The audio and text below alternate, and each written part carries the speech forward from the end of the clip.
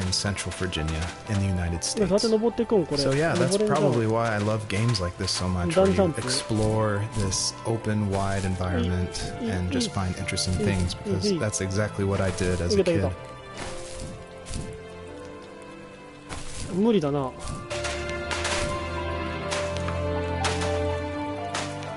いける？いける？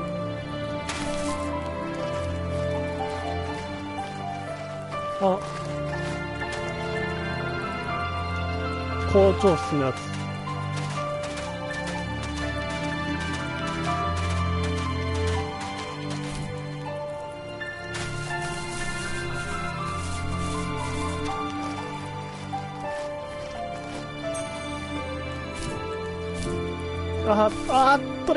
取れん、お前。マジか。もう一回登るの。でも向こう行きたいんだよ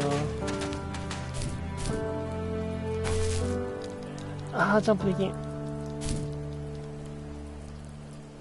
ジャンプできやんて。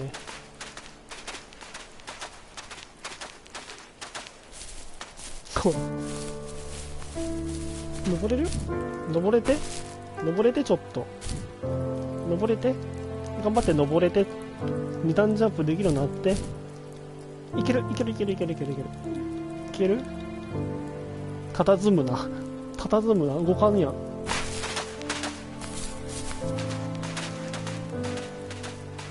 なんかある。段ボール入れる？入れんか。猫の可愛いやつできんか。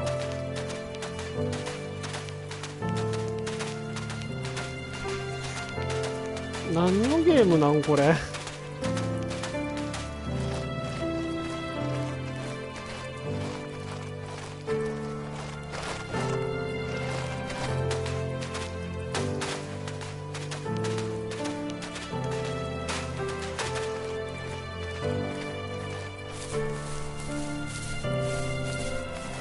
出た。 The older I got, the more I withdrew. I asked myself, why talk to anybody anyway? 痛い。I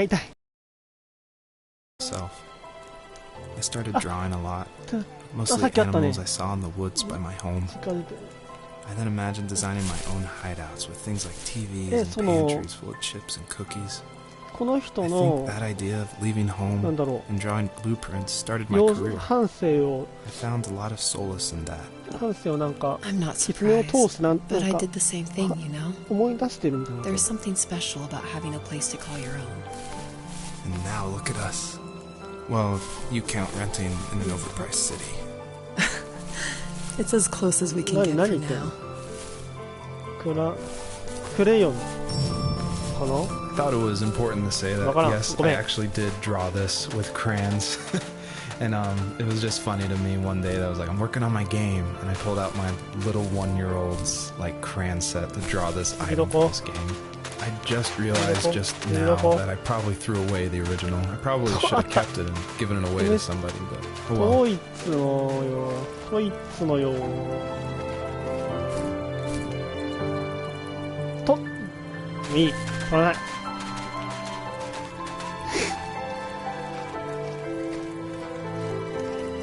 ブランコ、帽子の柄がアヒル、これ怒ったアヒルみたいなやつ、子供のやつ、やんちゃな子供がかぶる帽子じ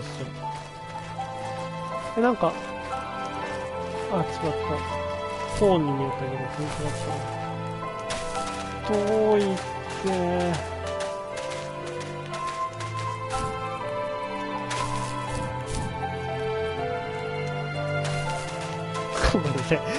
これ何？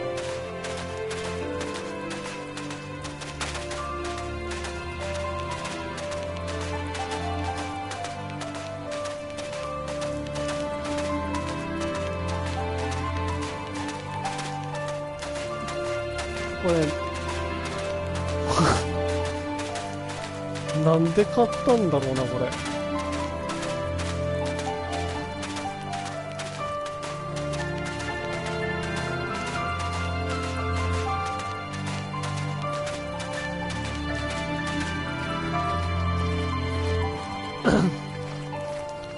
遠いなぁ。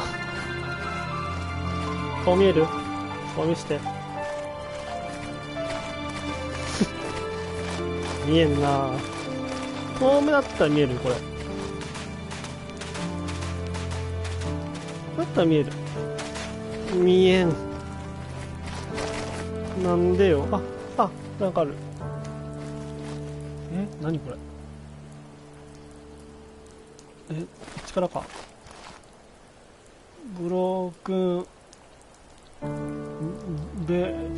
わからん。なんちゃらなんか壊れてたことでしょ。マジ英語できんからごめんな。ごめんなキツネ。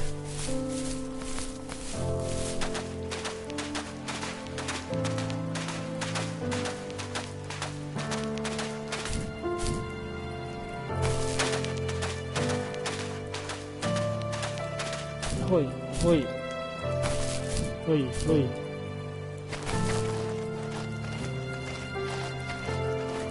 あとまた何ってミステリーボックス。 I feel like one of the best ways to make an exploration game feel worth it or to reward the player is to have as many secrets as possible. Like some of my favorite games like Dear Esther and Gone Home and Firewatch. I love those story-driven games. And they're kind of like these mystery boxes where if you put in a lot of effort, if you look closely, the world reveals itself to you better. So there are like secrets in the first tree. See if you can find one of these hidden items by digging around in these unmarked spots around this area. 次はどこ？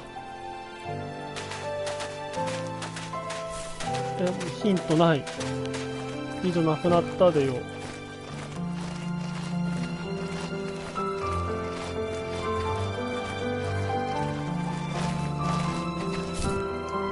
ノーヒントで何をやれと。す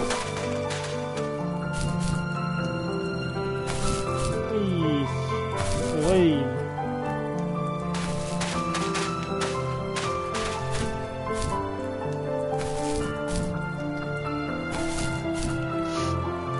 ヤギかお前。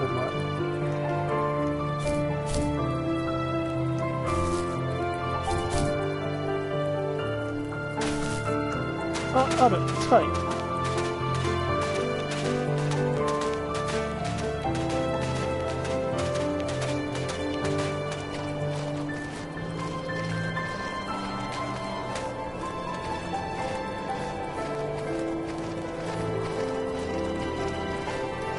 近い。これやるところなんかあれがあるんだな、読めんやつは。キツネあれさっき最初撮ったよね。So it's usually at this point where people say something like, "This is not the kind of game I was expecting." And that happened a lot at PAX West when I showed it. We'd have little kids play it, but then they see a dead fox cub, or kit is technically the word, but cub sounds, I don't know, it sounds better. Like Wes Anderson uses it in Fantastic Mr. Fox, so I thought cub would be alright.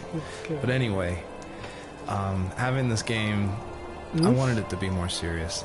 This game is based on dealing with the death of my father, which was the hardest thing that's ever happened to me and my family.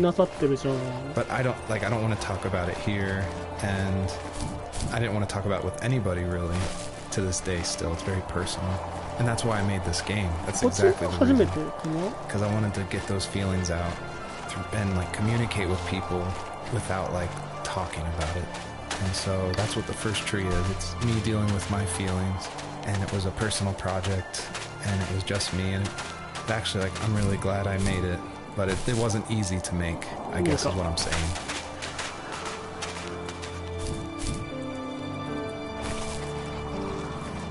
Yeah, 絶対お前死ぬで、ここから落ちたら。紙着地。トリーランドアイテム。I'll try not to spoil too much since a lot of this game ties into the very last act, which is the epilogue, I call it. But you'll notice there's lots of items around, and that's kind of what the first tree is about, is like exploring this land and trying to figure out why they're there, what they were used for, and it's kind of explained that this is a dream for Joseph. But it's something different, and it's not supposed to be like your average dream. It's supposed to be something a little deeper. So pay attention to all the items that are around, and try to figure out how they tie into the story. よかった。よかった、どこ。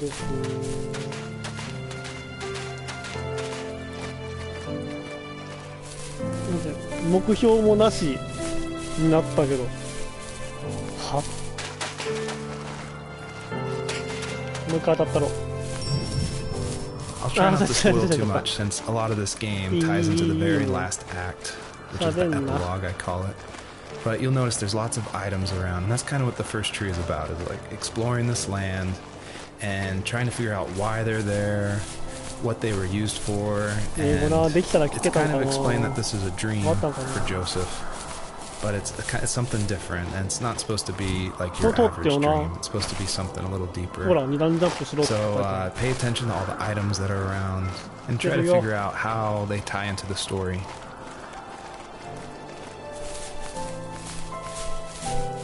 裏道ないわないわ。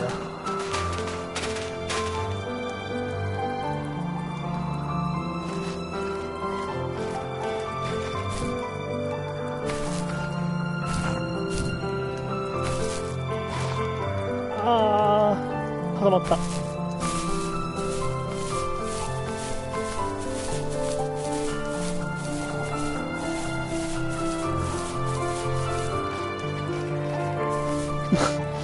本当に何これ。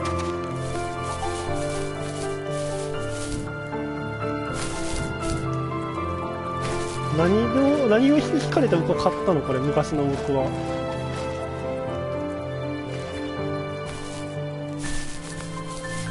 あ、持ってきちゃった。はあ。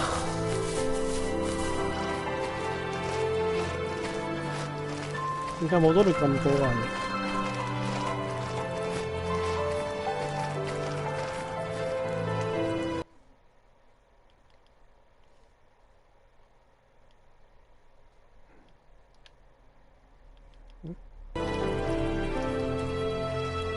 これな。できますか。2段ジャンプぐらいできますか。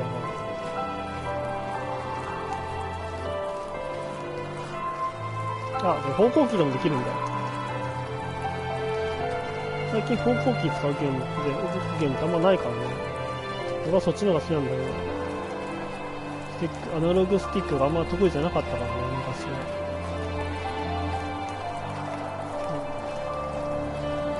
壊れちゃうしね、よく。あれは聞いたやつだよね。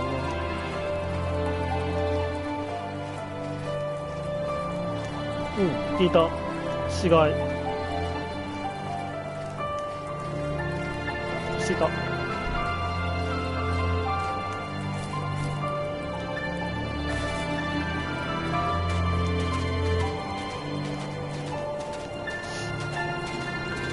喋ることもないわここに関しては、ここに対して思う気持ちはもうよくわかんねえ以外ないわ。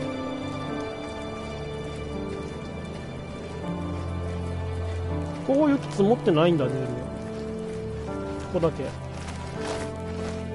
顔目ちっちゃ。目しじみ。エキノコックスとか持ってたらやだな。あれは見たやつだよね。ボーナスみたいな感じで書いてあったやつだね。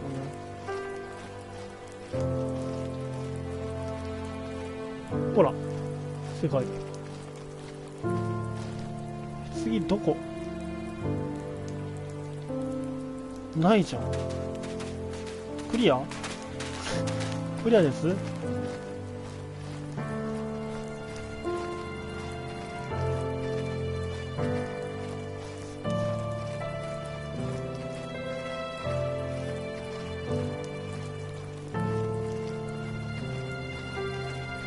いやー、腰痛い。あれ、滑り台でしょ。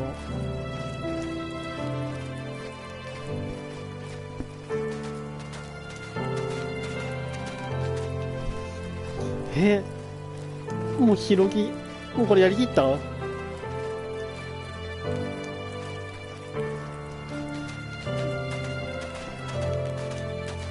来たっけ、こっち。来てよな。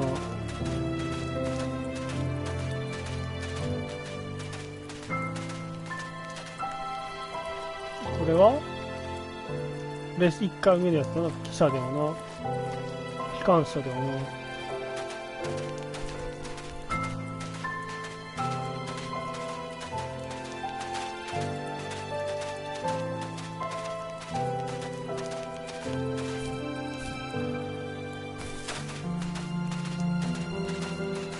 こ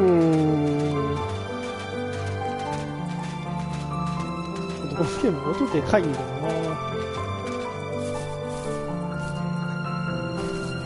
あった。ジープというでけえ車。アメリカ人はでけえ車。おじいちゃん乗ってんな、これ。あ、向こうにもある。進んだ感あるな。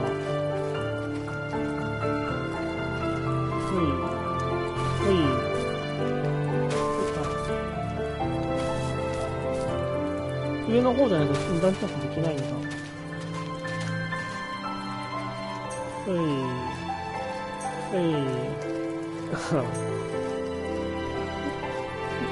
真っ白の雪の、終わり？何？安定。春。季節変わっ、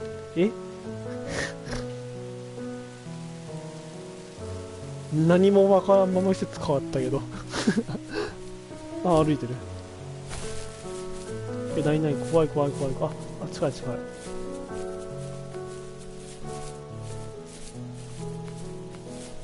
綺麗だね。綺麗なことはわかる。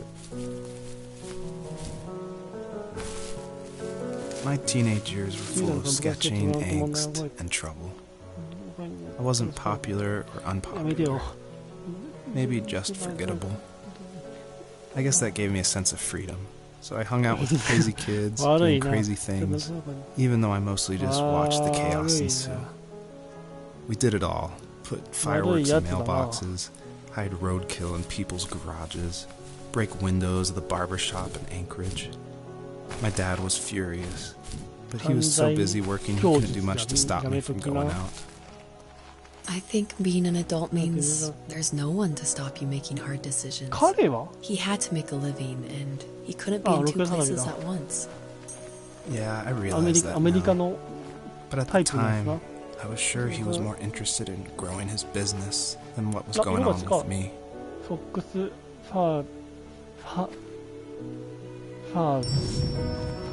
This is the level that I showed at PAX West, which was a crazy dream come true that this hobby project was being shown next to all these amazing indie games. So I decided to show this level because it's smaller, there's like some jumping puzzles, and I thought it was a good entry into the game. But the one thing I can't seem to forget is, right before we opened to the public, there was an indie dev superstar. Like, you've definitely heard of his games. And I was like terrified. He wanted to try it out. So I said, of course, like, please give me your feedback. And he was super nice, super talented, of course. But this embarrassing bug happened, which I'd never seen before in my life, where when he dug the item up, he jumped right after, and it created the dust cloud to permanently be on the rest of the level. It wouldn't turn off. So it looked like this fart cloud following the fox, as it just kept running with this beautiful music and serious voiceover. And it was horrible. I think about that every time I look at this level. But, you know, I was able to fix it, so I'm glad someone could at least find that bug. I always wanted this game to be very meditative and relaxing, but I know there's a balance between keeping the player's interest. So I added this butterfly jumping mechanic just to like spice things up. I used a plugin called Playmaker for Unity, which in a visual editor lets you do interactive things, which is perfect for me because I do come from a film and design background.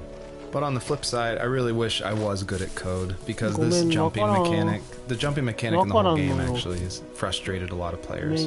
But hopefully I've been able to fine-tune it, so it should feel a lot better now. I would just hate that this meditative game would get frustrating, so I've definitely I've lowered the gravity, I've made the jumps more consistent, so hopefully people can just focus on the world and the story.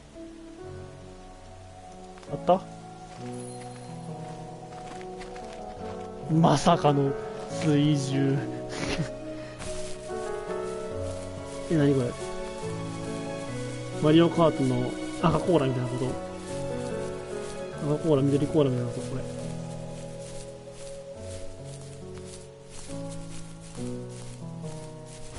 うおびっくりした震えた消えた何ビビったこのゲームで初めてビビったわ何これどういうこと説明してよ委ねすぎじゃないユーザーに困るよ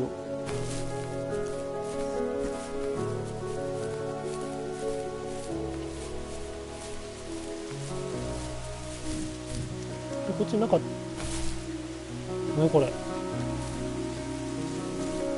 早押しボタン何これ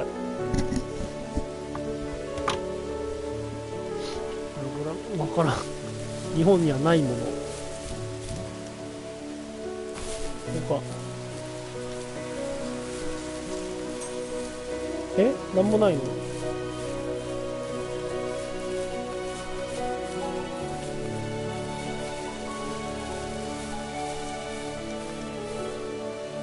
帽子迷彩帽子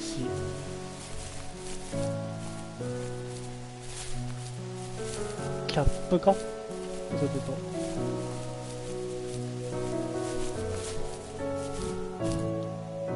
おい He was working another late night, and my friends were over, saying how bored they were, and how they had come all the way out to my house for nothing. One of them mentioned how that old, ugly beyond belief truck was still in the garage, and how we should take it for a spin. I was only 15, so I kind of fought it for a while. The next thing I knew, we were careening around the mountain path, rocks spitting onto the sides of the cliff, while my dad's cringeworthy bluegrass blared out the speakers. I drove while my friends were in the back of that yellow and purple truck, throwing beer bottles and trash at anything remotely interesting. It felt like I was soaring in the air with borrowed wings. But all good things have endings. A cop outside of Eagle River pulled us over after he saw us send a bottle rocket into someone's yard. What followed was a long night talking to disappointed adults and feeling smaller than ever. まあそりゃそうだなそれで超えるよ反省しなおい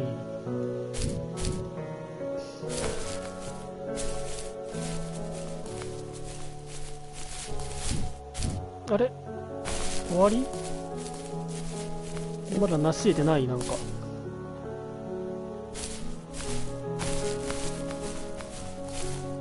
はい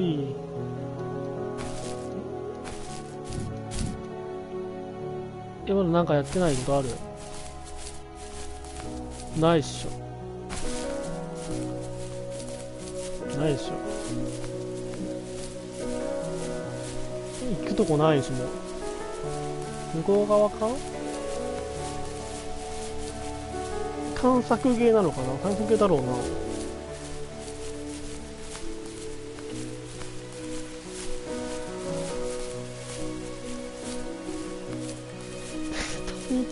こっち側止まりか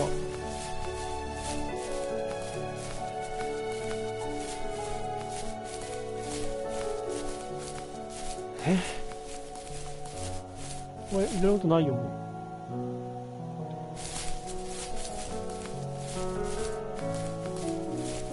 困った。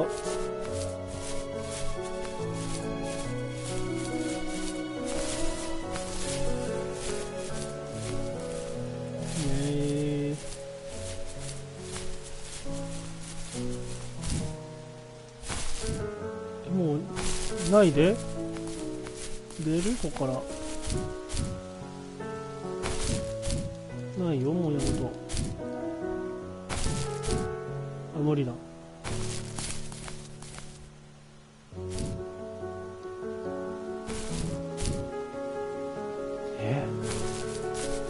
攻略サイトとかあんのかなこれ。い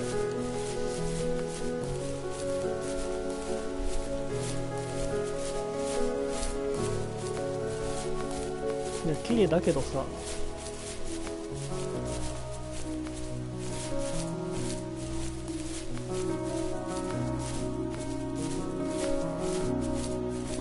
なんかめちゃくちゃ黄色ってこと、さっきの紫と黄色って言ったから、それのことかな。あ、これ聞いたわ。落ちた。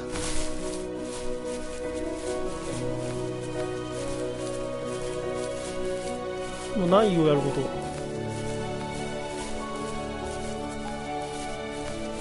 あ、なんかある。なんかある。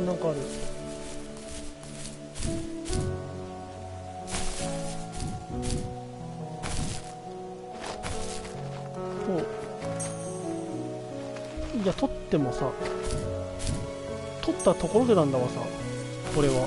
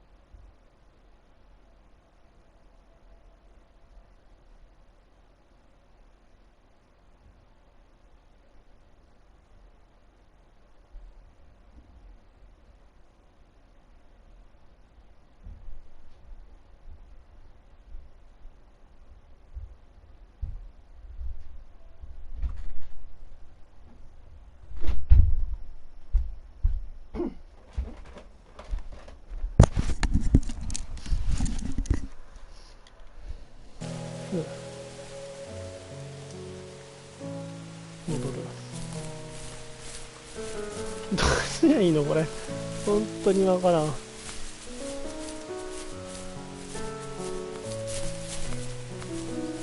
カメラ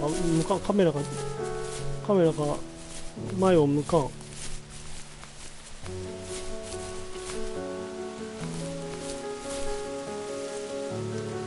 れ上下反転してない？これしてんな。よし。本当にわからん。何しりゃいいの？紫の蝶々まだいる？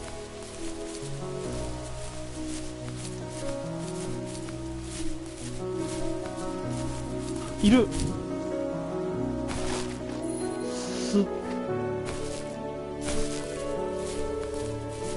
で何しりゃいいの？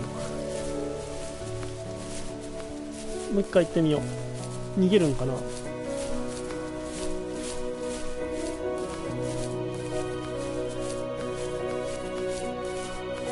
逃げないじゃん。何だったの1回目の。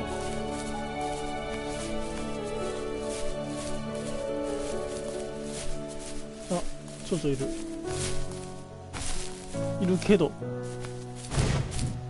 消えた。どういうこと？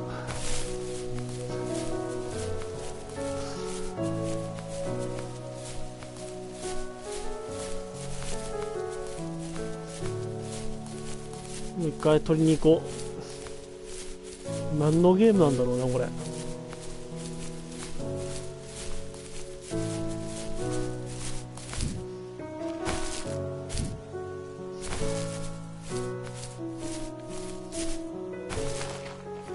あ、光ってる。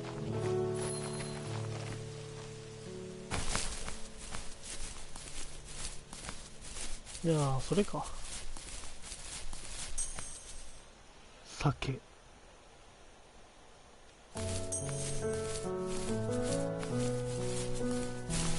れは時間でなるんかな。なんかぶつかったらなるんかな。ちょっと蝶々いなくなるのかな。謎なんだよな。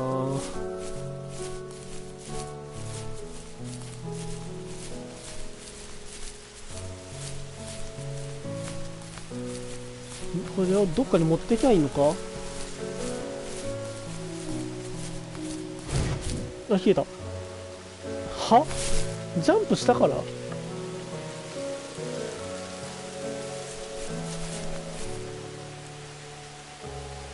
んとわからん。もう一回取りに行かなあかんのこれ。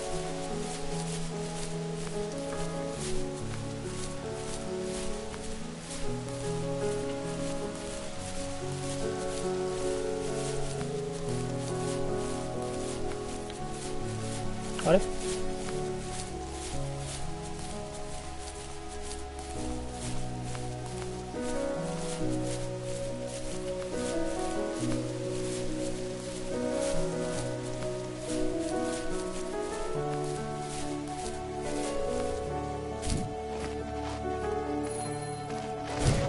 あ、ジャンプして消えちゃう。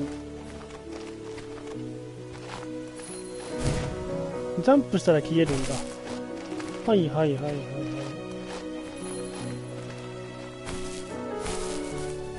ほうほう。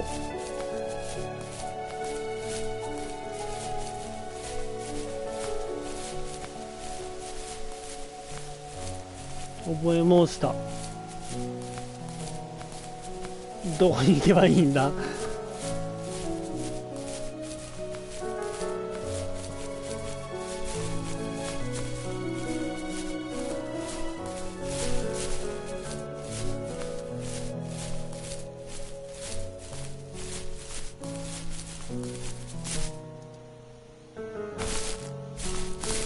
いけろ。いけんけ。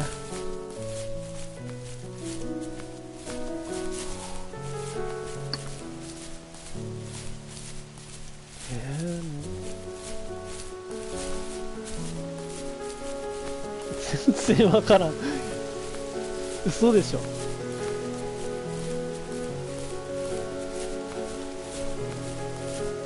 これを持ってどっか行かなあかんの？ちゃうのかな。いい色だけどね。ザキロンチョウチョは。テフテフは。これを持って、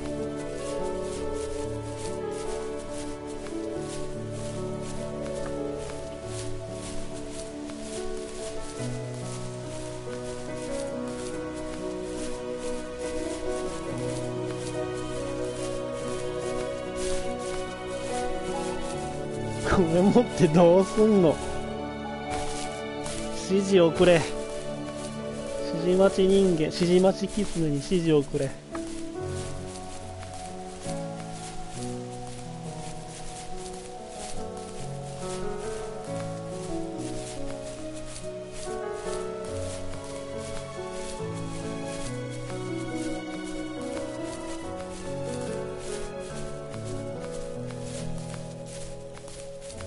本当になくない？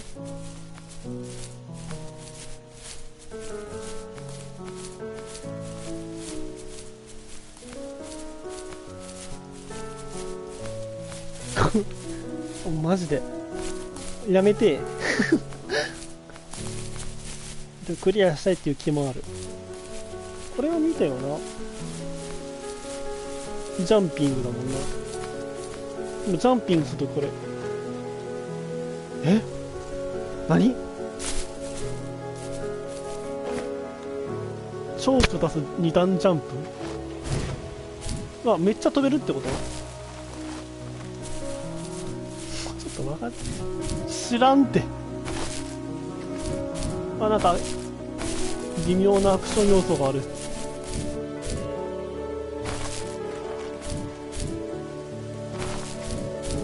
よし。ふぅ。おいおい。おいおい。おいおい。あ、出れそう。出られそう。おいおいおい。わー、綺麗だけど温泉滝絶対足死ぬこれ。足割れる足割れる。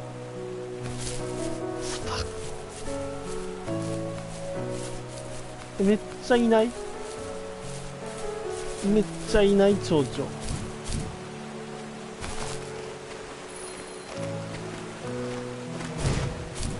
ブオン言うて。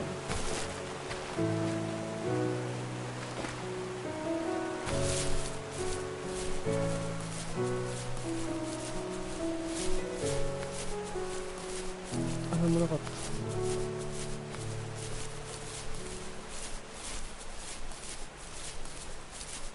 さっきと草の感じが違うな、種類が多分。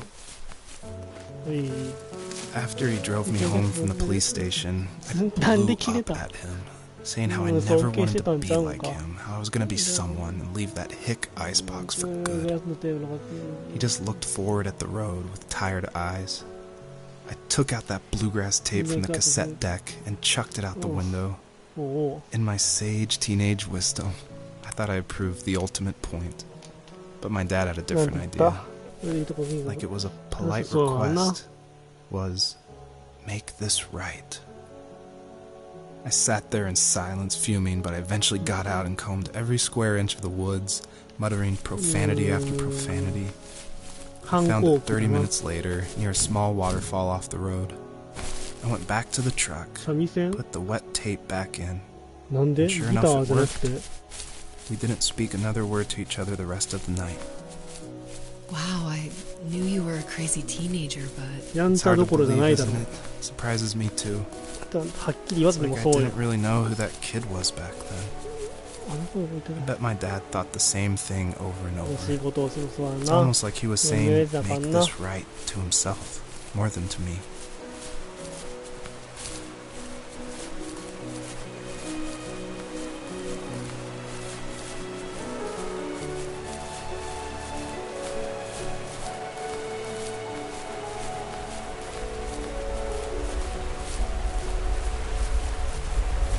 Oh, 綺麗。ボレージない？大丈夫？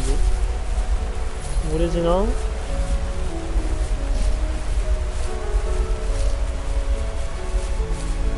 スイミング。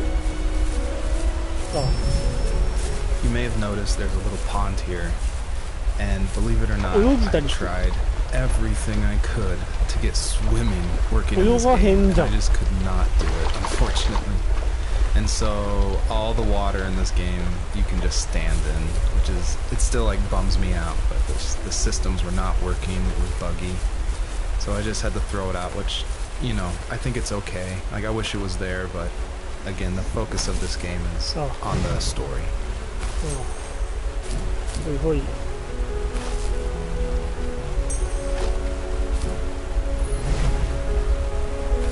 Nani?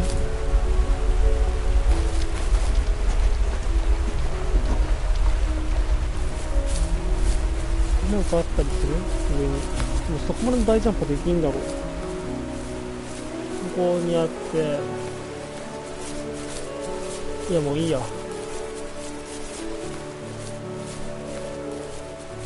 うやってこの大ジャンプにいるんか。これ無理やもんな。3？ そんな集めるやつがあったん。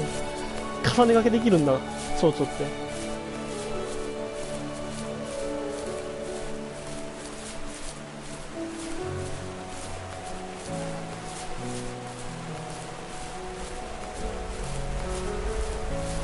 集めるか。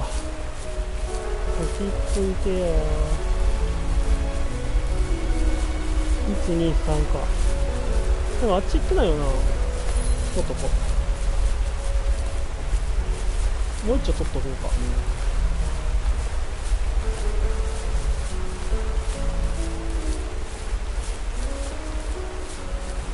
めくんもっと足速くならんかな。く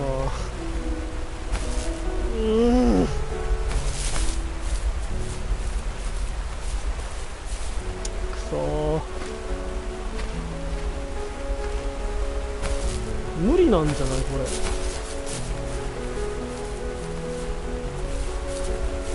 先に使っちゃった。先にこれ取ってからか。了解したよ。よし、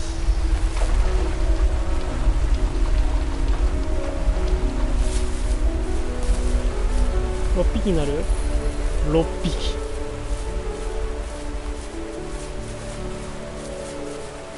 多いな。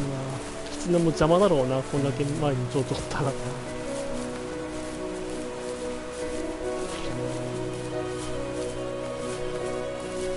これジャンプしに行きたいけど無理だろうな。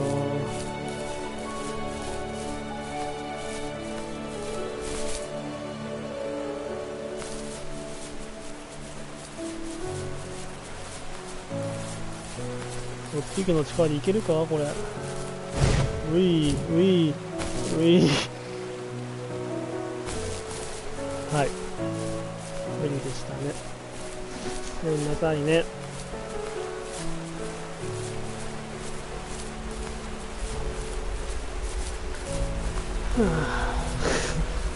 疲れるな。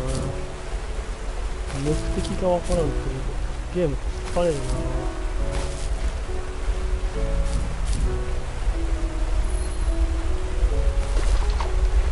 取った時に落ちちゃうよ。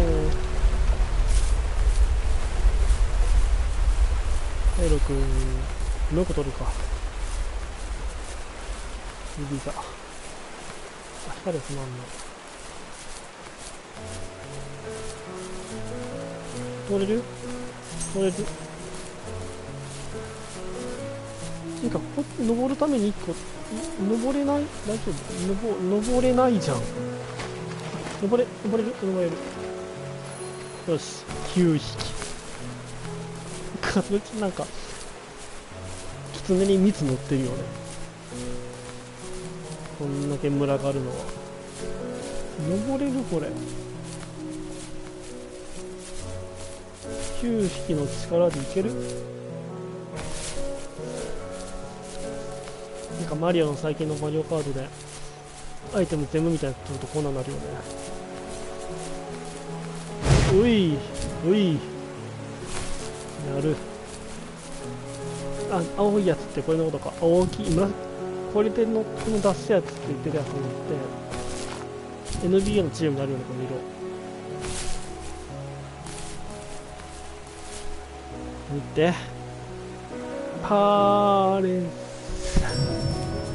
My biggest hope for the players that are playing is that they realize how similar these two parallel stories are, of this fox looking for her missing cubs and also this son reconnecting with his father. And so I try to add little touches in the voiceover and in the environment to help draw those parallels, even if they seem totally dissimilar. A big example is the truck, for instance, that Joseph grew up with. It's purple and yellow like the butterflies for this fox. So I tried to add as many touches like that throughout the story as possible.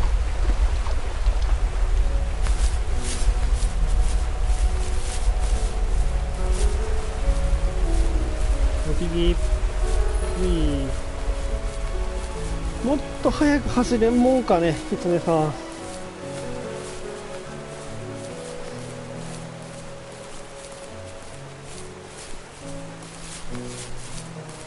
登れるとこを探さな。あ、ここだ。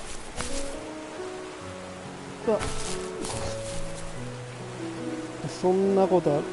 そんなことある。よし、乗った。乗ったろ。よし。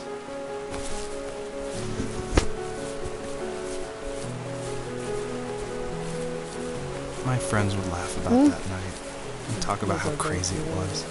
And I laughed along, pretending it didn't bother me. But it did. I imagined my friends growing old in the bush, unable to find that thrill in those godforsaken ice fields. It's like those mountains were a literal wall, keeping me from leaving, where all I would have to look forward to are lumber yards and evening beers. I had to climb over. That was my only goal for a long time.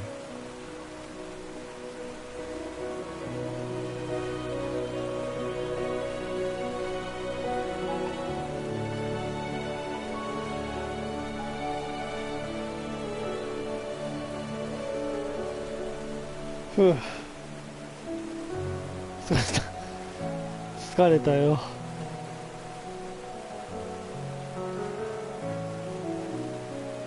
疲れちゃった。だから何をやってんだこれ。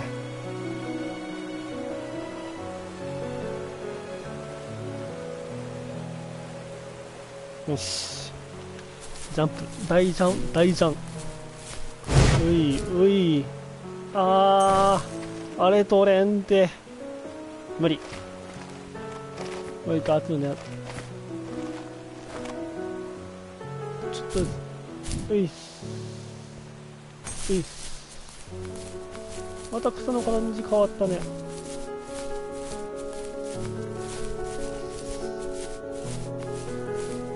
また広いんじゃないこれ。If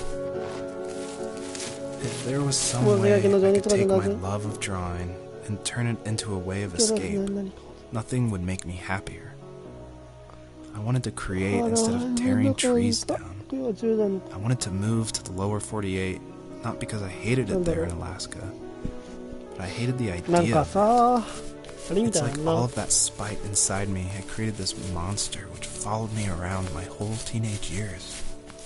I put so much energy into doing what others didn't expect. Why did I do that?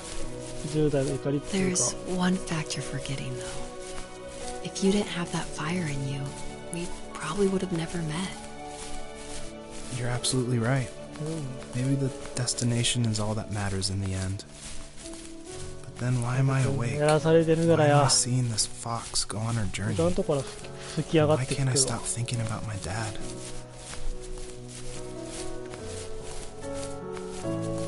Two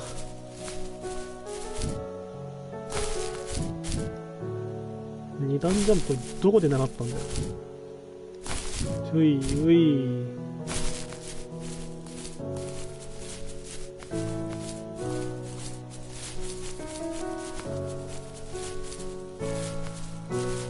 何がある？ちょっと待って。急に。ちょっと待って、まだ探索しきってなかったんだよな。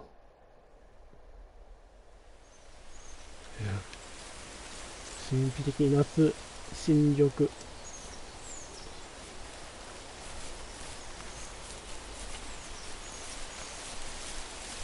新緑。何？オープンワールド。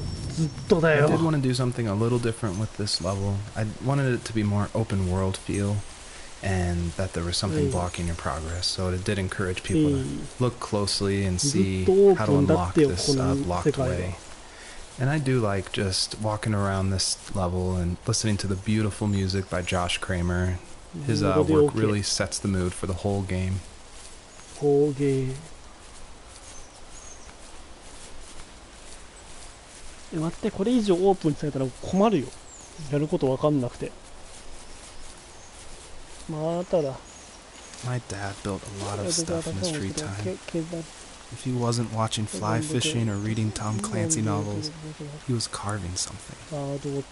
He made tons of birdhouses. Not that he was into bird watching, but I think he really missed working and adding on to the home. If he couldn't afford the time to build onto our own house, he would have to settle with watching birds move into their little homes.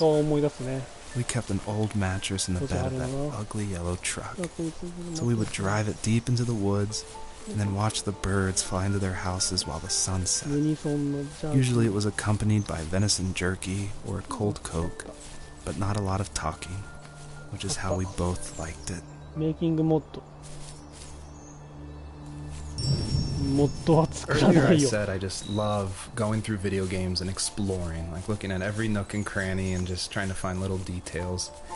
And I think that started because in middle school and high school, I would make mods for my favorite games, namely Jedi Knight, Jedi Outcast, and Far Cry. And I love like this huge world of mod makers who would make these levels and it'd be like the most random creative things, and I would just love exploring, usually multiplayer levels by myself. So even though I went to college for film, before that, like before high school, I was making video games and mods, and it was my favorite thing in the world. I made a ton of different levels. I made an abandoned space hotel with a dance floor and cafeteria. I made a haunted campground with cabins and tents. I made this whole city with like the first ever day-night cycle with running showers and stuff in the hotel and the apartment buildings. And I just loved making those mods, and I think that carries over to my game, the first tree, and also the one before that, Home is Where One Starts, which is it's exploration. You're just looking around and appreciating the details. 50個取ったってゴールもあったわ。ありがてえ。光栄だぜ。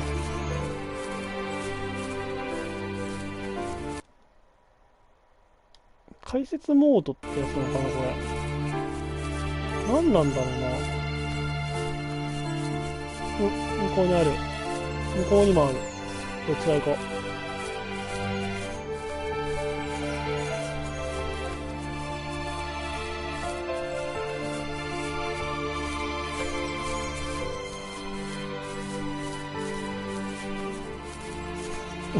疲れた。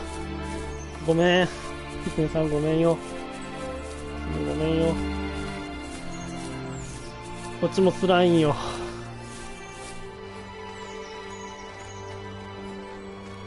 何？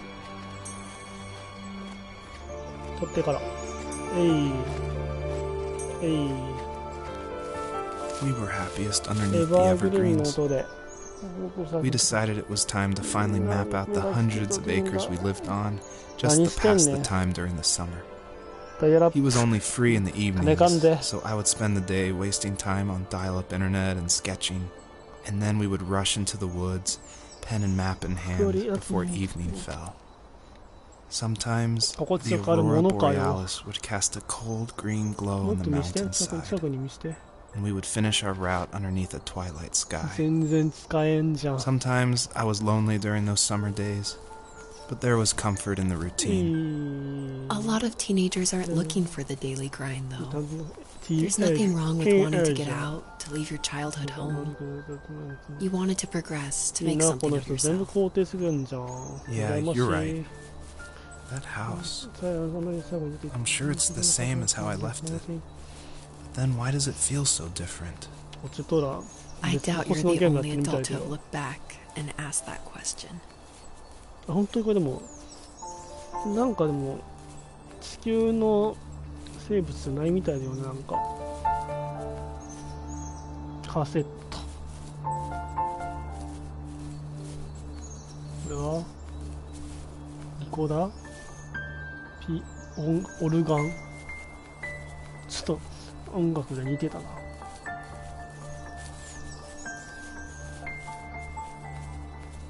他の星っぽいもんね、なんか多分そういう意味じゃないと思うけどさ。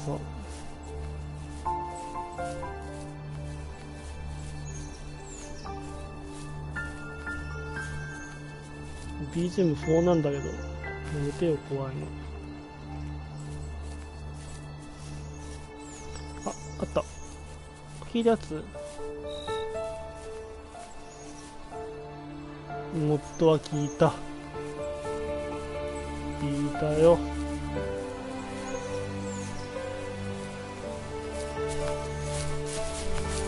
可愛くないな、やっぱり。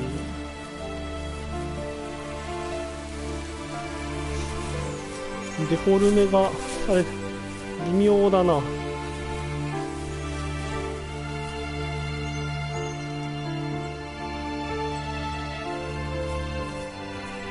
った、遠いってだから。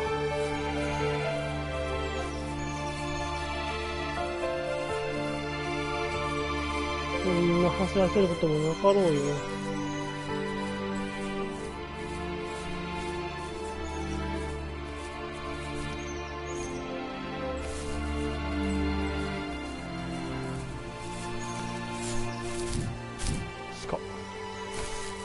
れぐらいかな。あー、着いた着いた。あれ傷んだ先みたいになってるじゃん。何これ何これ何これ。ジャンプジャンプジャンプ。どういうこと？もうこれ聞こう。Even at my most distant, the times when I detested him the most, he kept reaching out. For a year straight, he asked me every week when we were going camping. I thought he was just dense. Eventually, to shut him up, I agreed. We carried out the worn lawn chairs from the garage and set up a cinder block campfire at the site we'd always used behind the house. We walked down the mountain path, talking in the warm sunshine we only got a couple months of the year. Those 3 obsidian rocks shimmered alongside the shore, almost like sparklers pressed against a dark window. I'll never forget that wet stone on my feet, or how those massive mountains looked even bigger in the lake's reflection. I felt small, but grateful.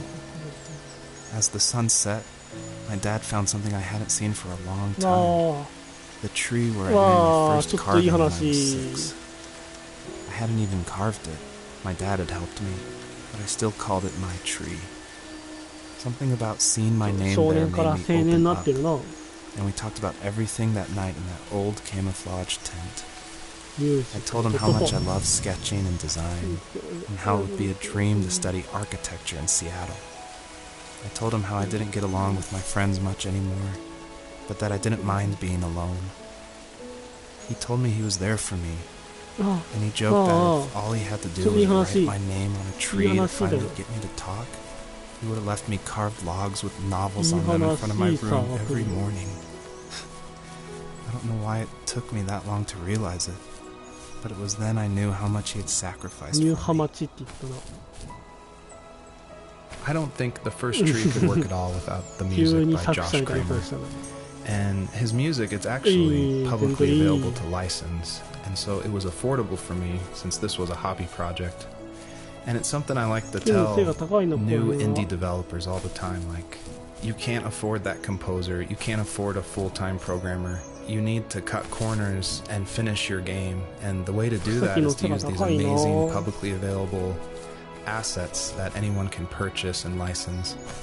And so his music is incredible, and I actually haven't talked to him that much, I've just emailed him, but his music was nominated for Most Emotional Music at the Emotional Game Awards in France, and he's just a really nice guy. And I think there's so much amazing content out there that if you're thinking of making a game, like, look around and see what you can make work on a tight budget, because it worked really well for the first tree.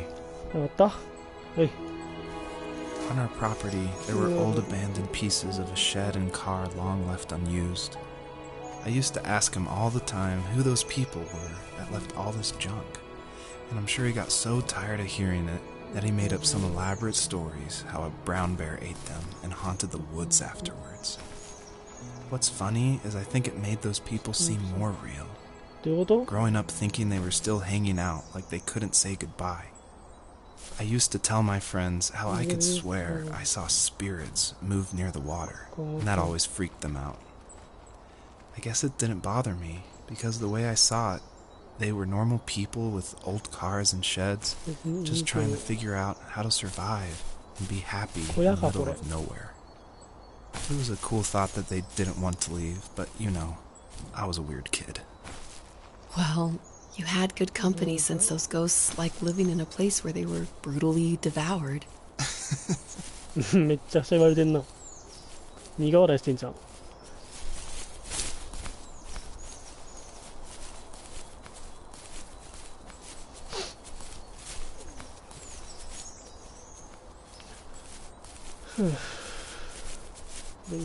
まあどれぐらいなんだろうな、進歩率みたいなやつは。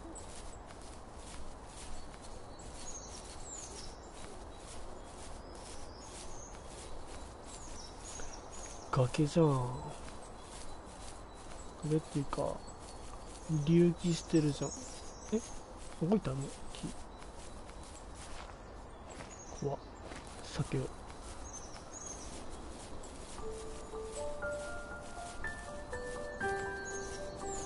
う。で、行けなくない？こんなの。あ、こっち側から行ける？行ける？ない？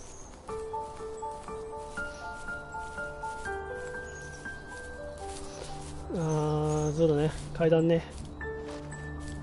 おい。滞空時間が長いんだ、このキツネ。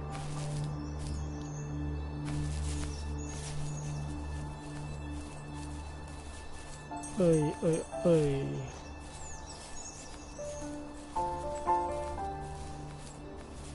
おいおい。あ、おいおい。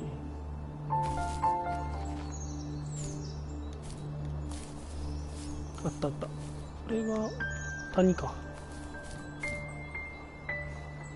2段目を早くしな成立しないんだよな。あ、あった。あ、なんだ俺。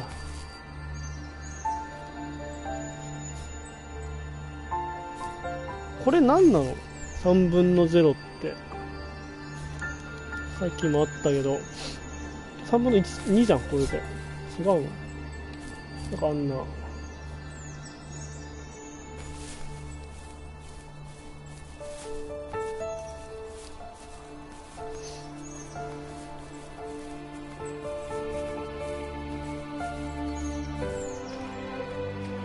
あ、キャンプ用品か。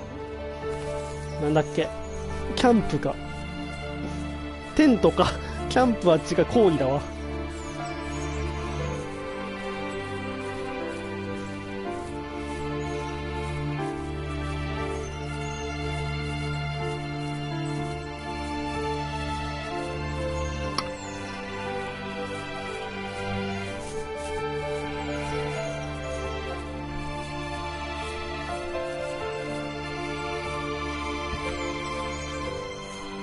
あった、近い。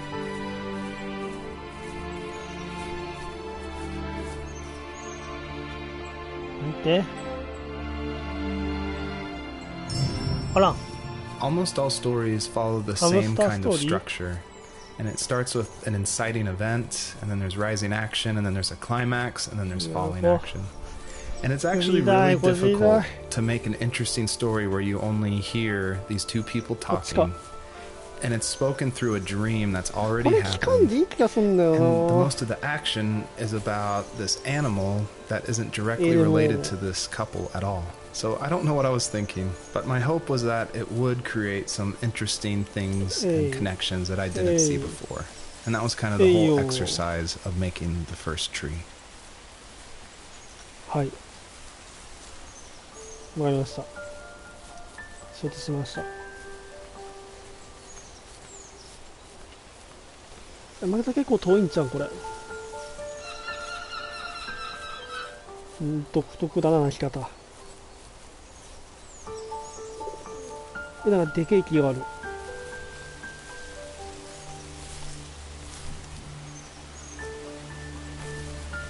れか？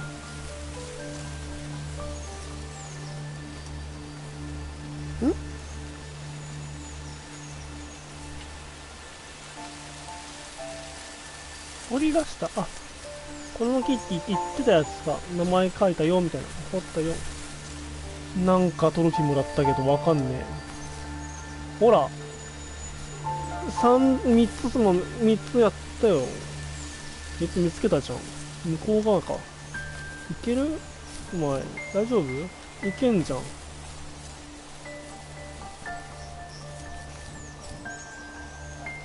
バリア張ってんじゃん。歌っていくの。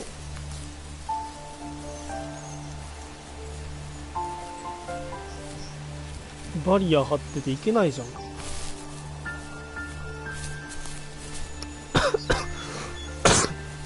が。ここ用石がなんとかっていうのな、多分。確か。なんか途中で見つけたけど、あれが必要だったもんなのか知らん時知らなかったからさ。次が、で一回戻ってみるか。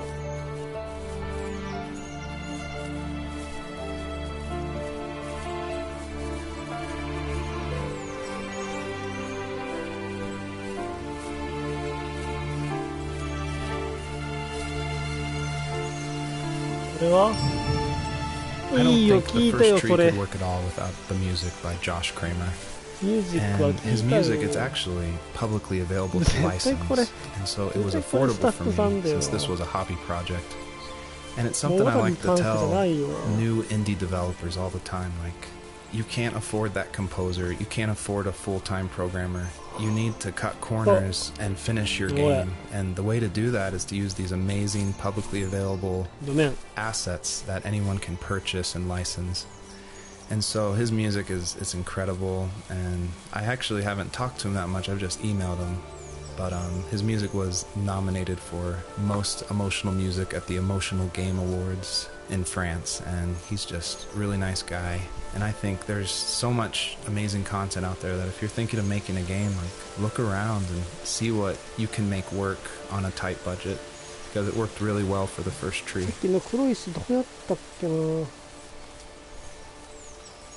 あれか？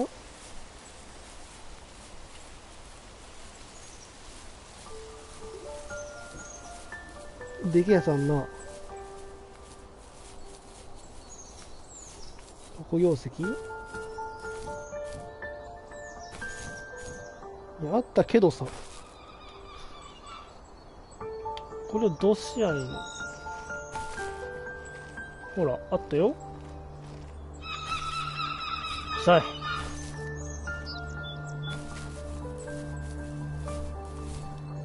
あったけど、見ましたが。見ましたよ。見ましたよ。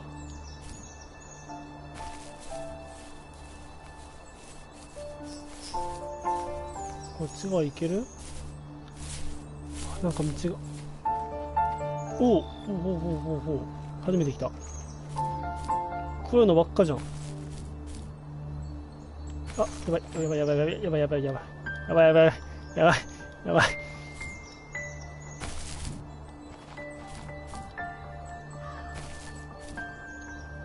ういういうい。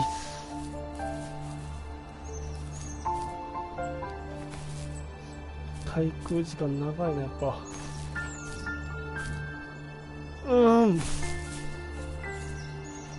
きつね。足伸ばせ。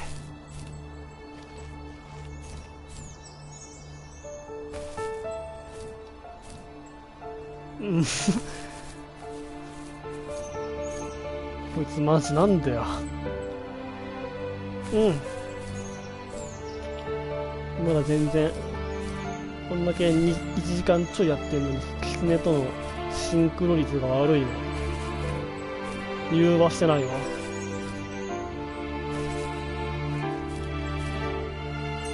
よし、踊らせやがって。お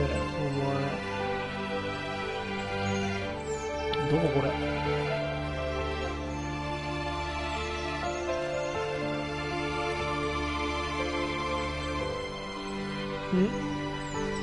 綺麗だな。ここだけ綺麗だな。ここだけのやつ。ああ、行き止まり。もうそろそろいいかな。あれ、メッカあるよ、あそこに。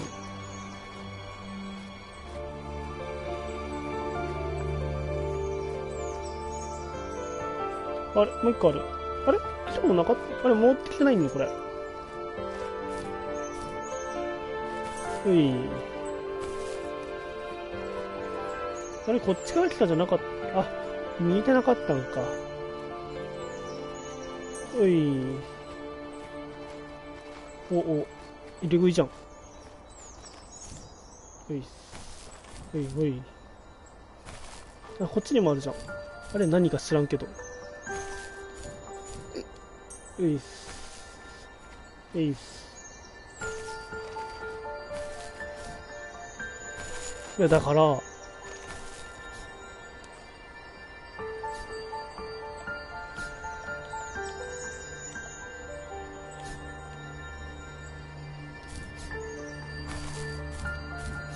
これが何かっつうのもさ、何が旬、ヒャーなのかがわからんだって。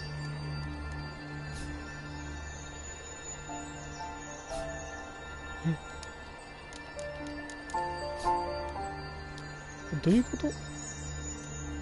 俺さっきのポーズ死んじゃう。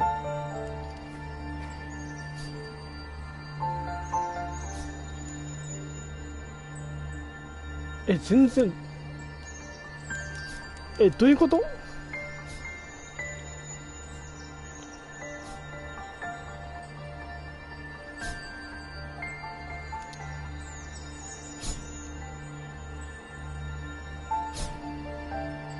全然わからん。何これ。消えて、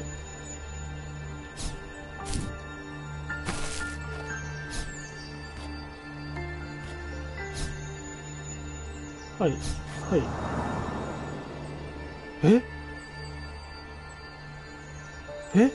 何？何？嘘でしょ。3つ目だったじゃん、今ので。もう一回行かなあかんの？なんだそれ。おいおい、説明が足らんとちゃいますか？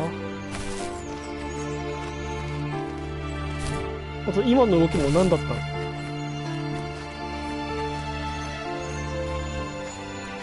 帰るのたるいわ、俺。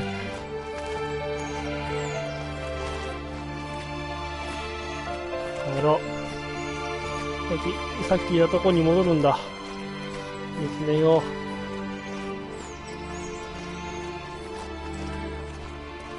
どこか覚えてないけどさ。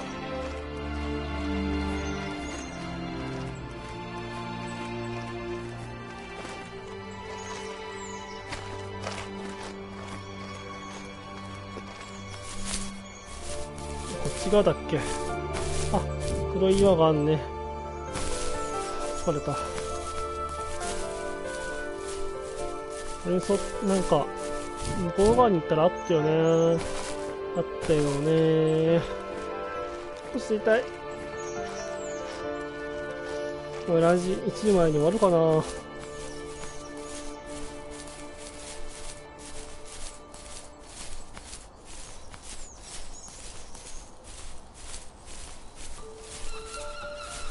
るさい。喉潰せ。喉潰しなさい。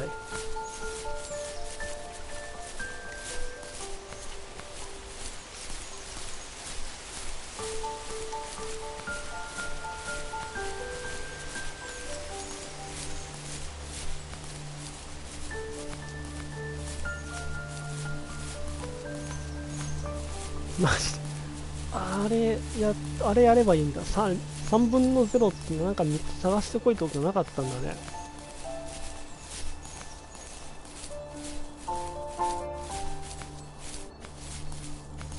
いや、俺は左手の親指痛いわ。ずっと。あれ、こんなのあった。見たっけ？見てないよな。初めて行ったところ？ダメじゃん。元いたとこに行きたかったんだけど。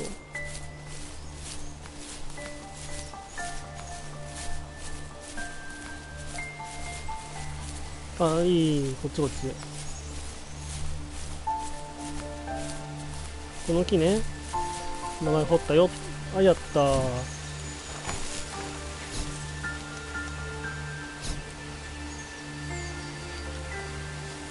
なんだっけ？説明を出してもう一回。なんでできた？なんか色変わった？なんで僕今できたのか全然わかんないけど。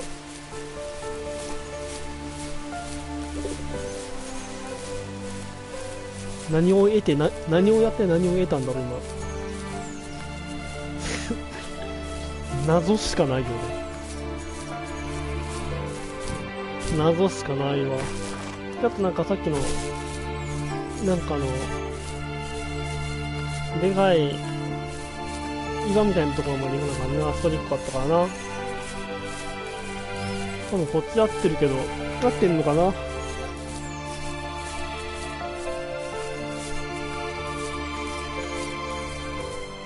この音楽眠くなるわ。あった。こ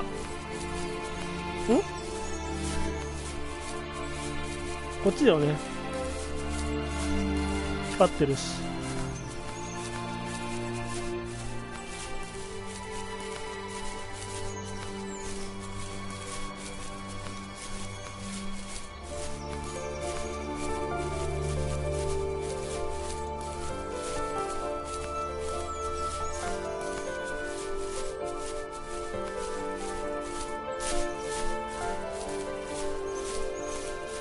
れでなんか次進みそうだよな。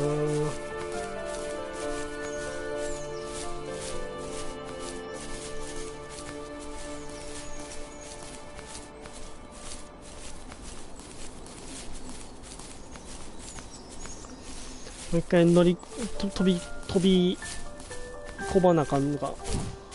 乗れる？あ、おい、なんかバグりそうだったけどな。大丈夫だったな。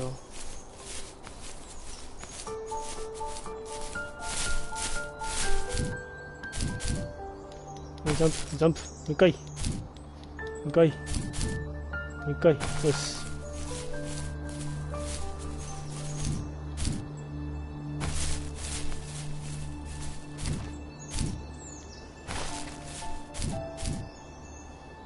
あった。あぶね。やったぜ。一年よくやった。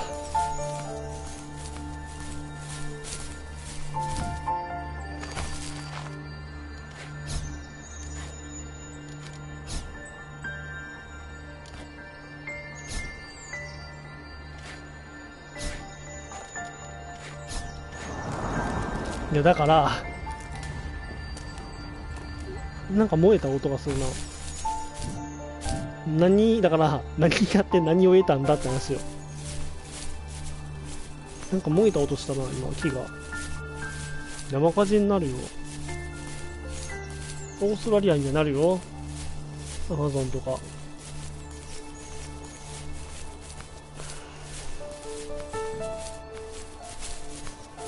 戻るめんどくさい。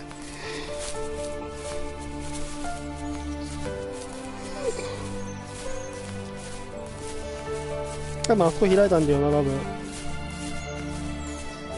でけえ木をなんか目指していかないよな。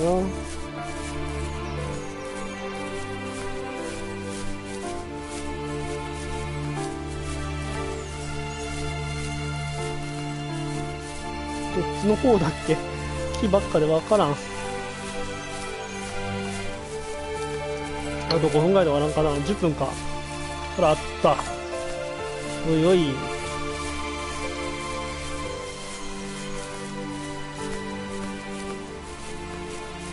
ねくんもっと頑張って走ってよ。死に物狂いでやりな。死に物を狂いながらやりな。早く走りな。これで燃えてる。ほら燃えてる。燃え広がらんでよかったね。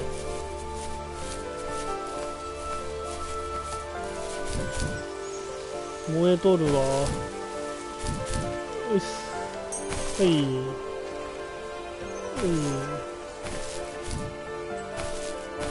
はい。えい。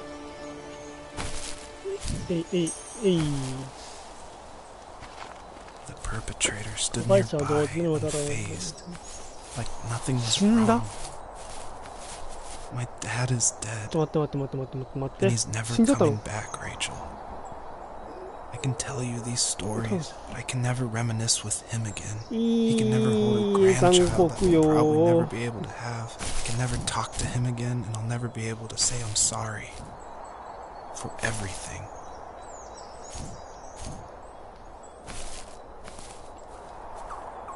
ずれてる。ちょっとずれてる。ああ、あんま可愛くないけど。行くの？もういい？大丈夫？さあ、うる。It was really important to me that the wolf in this story that takes the fox's cubs, that it wasn't explained at all. Like it's just this entity that's in the background. And of course it's supposed to represent something bigger than a wolf or even the fox. It's supposed to represent like the specter of death, and it comes when you least expect it. There's no justification. He's just there, always watching. 終わった？でけえやついるじゃん。おお、待て。同族かこいつ。消えた。いや、危ないよお前。無理だぞ、多分その位置で佇んでるのは。もう行っていいかな？行くよ。よいっす。へい、へい。へい。へい、へい。あ！もう無理ぞ。もう無理ぞ、今の取るのは。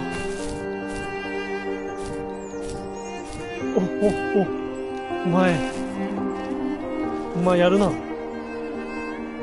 おい。お前やるな。崖のジャンプとかやるな。おい。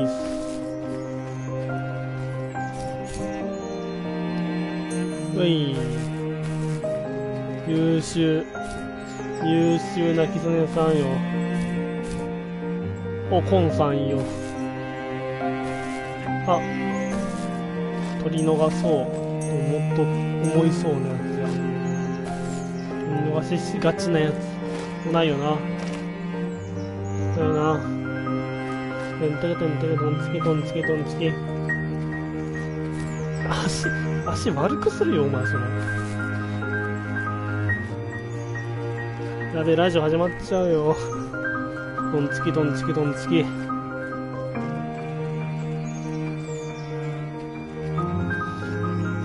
オートセーブなんかな。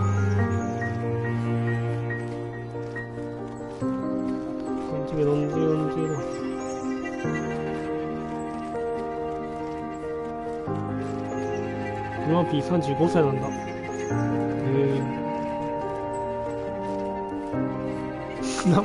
なんもねえな、ここ。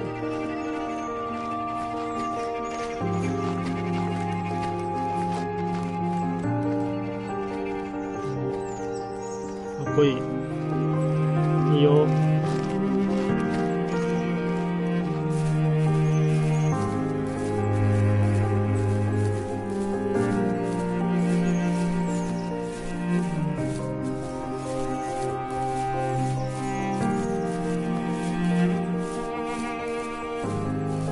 長いなこの季節。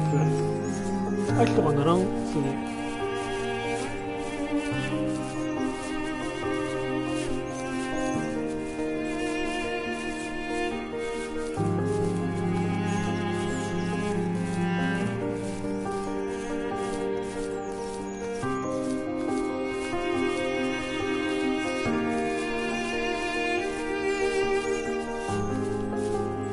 なんもないんだが光ってる。あれ取ってワインしようかな。どうしようかな。でも疲れたろう。足も辛かろうよ。朝筋肉痛でキツネ足、両後ろ足。腰置いてって言うわ。すごい光を放ってっけどな。I need to go to bed. I just can't talk about this anymore. Good night. 早く寝な。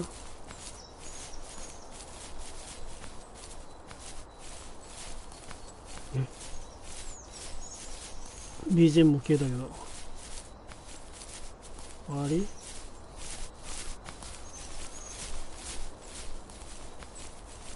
さっきのはでけえやつはお父さんって子だったんかな。お父さんの面影みたいなのがあるかな。面影みたいな。次のキャプター入ったら終わろう。入ったか。入り申したか。ノーティードッグスみたいな。わからんけど。は？嘘。何これ。夢。まあ、Joseph, you も can't. ういっす。セーブされてる？大丈夫？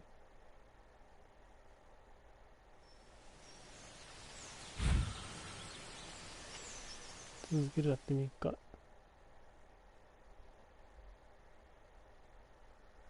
いけるよな。さすがに同じとこ2回やりたくないよ。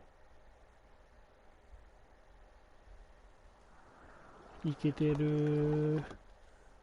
終わろう。はい、お疲れ様でした。お疲れ様でした。